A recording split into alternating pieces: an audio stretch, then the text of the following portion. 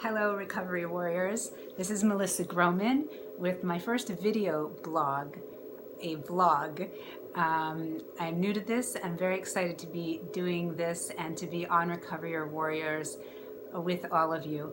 I wanted to start out by talking about how important thought is and how we can use thought. And this would be the theme of some of the video blogs that I'd like to bring to you and hope to be bringing to you, to talk about how our minds work and how our mind can work in concert with our spirit and our psyche and our emotional energy. And when we pay attention to thought, how much lighter and clearer our lives can become, and how our obsessions with food, with body, can be lifted, and how much freer that can be for us. I wanted to start off by telling a story from my own life that is something that's helped informed me in terms of how my own thought works. When I was about 6 or 7 years old, I was playing outside with some of the kids in my neighborhood.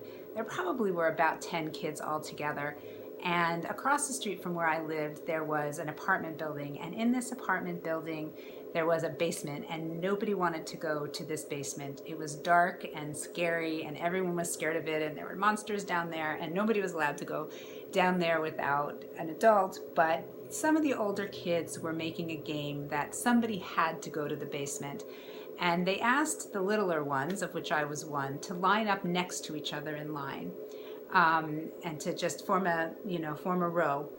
And they said that on a count of 3, everybody who would go down to the basement and the cellar of this building, who was willing to do this and who wanted the job, should take a step forward.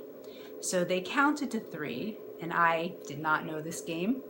They counted to 3, and on the count of 3, everybody, all of the other children except for me, took a step backwards. So it looked like I had taken a step forward. And everyone said, "Oh, you took a step forward, you had to go." Now, I can't actually tell you whether I went down to the basement or not. I don't actually remember that part.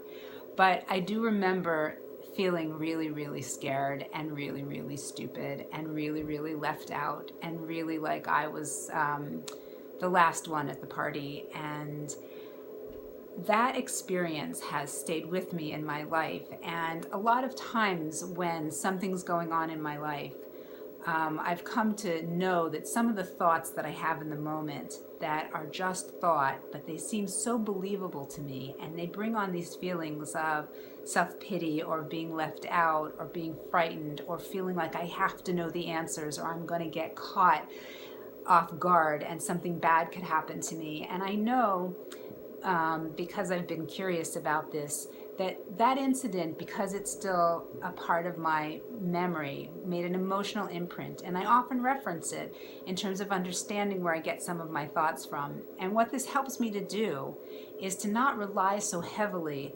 on those feelings of self-pity or feeling like I have to be on guard, because I know that it came from an experience that I couldn't have helped as a child, and that being on guard after that may have helped me survive.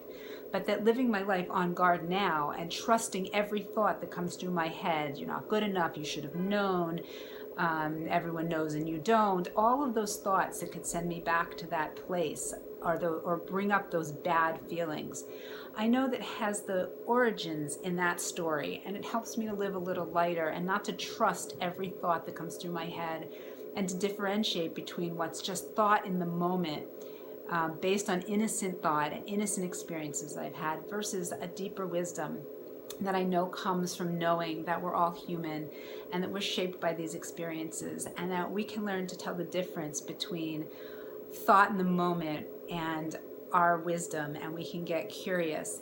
And that's one of the things I want to continue to bring to you, because I think that it does reference back, and it will reference back to how we think about our bodies and how we think about ourselves in the world and how we think about what we have to do and what we're supposed to know and how many mistakes we are or aren't allowed to make and how we fit into our worlds.